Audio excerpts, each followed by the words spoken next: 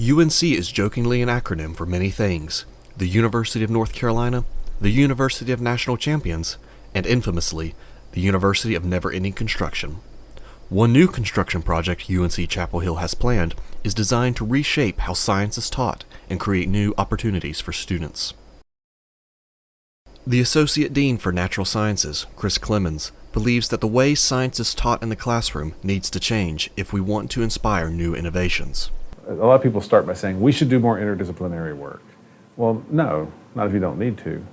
But if you start saying, we should answer this question, you're automatically led to an approach that draws in disciplines that may not be even at the university. You may have to go outside. According to Clemens, the current system of dividing science into disciplines is outdated.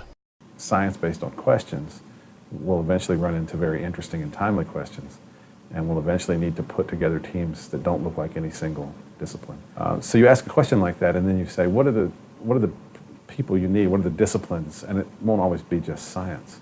You might need chemists, you might need physicists, material science to build a battery.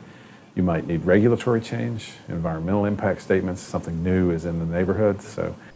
In order to teach science in this way, Clemens said that a new field of science needs to be created, the field of convergent science. The university plans to build a new building dedicated to housing the new Institute of Convergent Science. However, like their colleagues at MIT and Harvard who have started their own convergent science program, Clemens acknowledges that the program has a long way to go. But the bigger question is, what's the program? And do we really know enough about it to specify a building today? And I think the answer is probably no.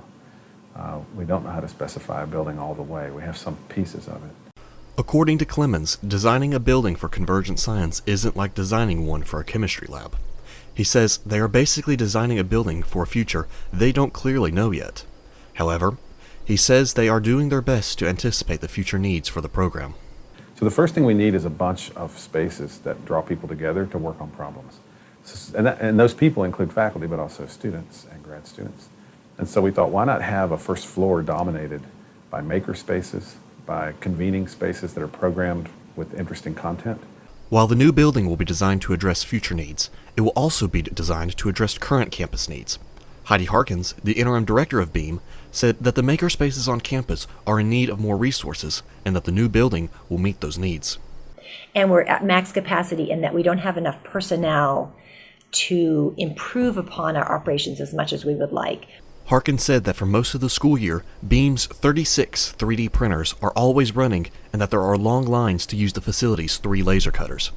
Though, she said that the new Convergent Science building will change that.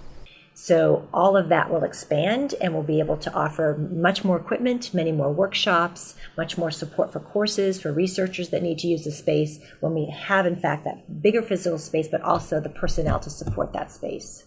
BEAM's expansion will not only affect STEM majors, because Harkins says that the makerspace is used by all majors. So it's not like it's just science. We've got people coming in from women and gender studies. We've got people coming in from all kinds of majors. The arts, natural sciences, physical sciences, social sciences, they all are in the makerspace in the same proportions that they're represented on campus. So that's great. Clemens and Harkins both acknowledge that not a lot of students know about the university's plans to build a new Convergent Science building and expand BEAM. However, those that do know, such as chemistry major Anthony Shinelli, say they are optimistic about the project. It's going to be a great way to really unify all the STEM majors in a way that allows for us to make the campus and the UNC community as a whole just a much more creative place.